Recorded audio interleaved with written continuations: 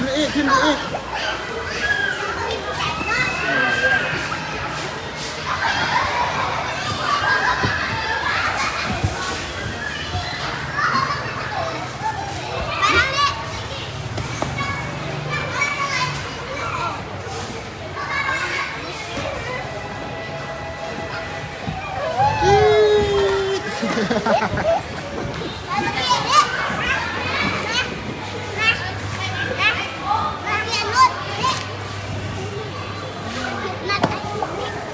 ร่มพลังงาน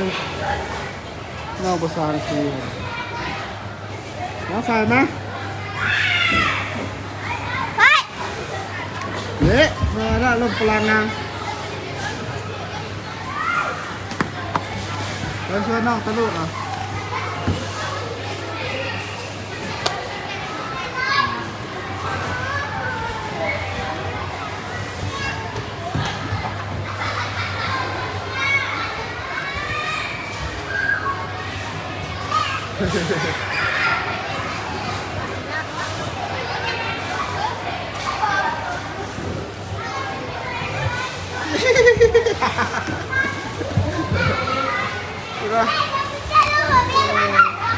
ชุดปล่อยไฟมาก่อนนี่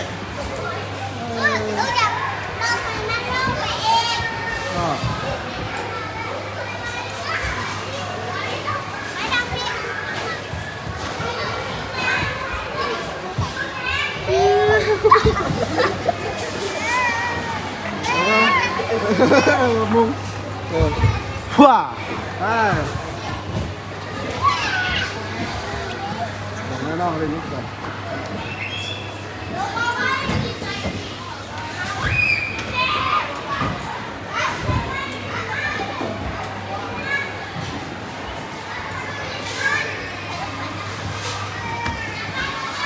โอ้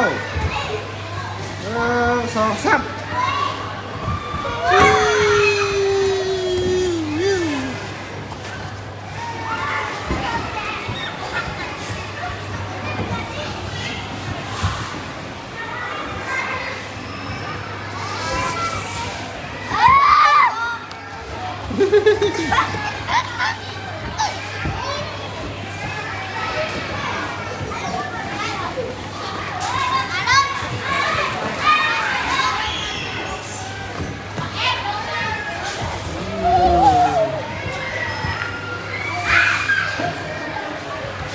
Look.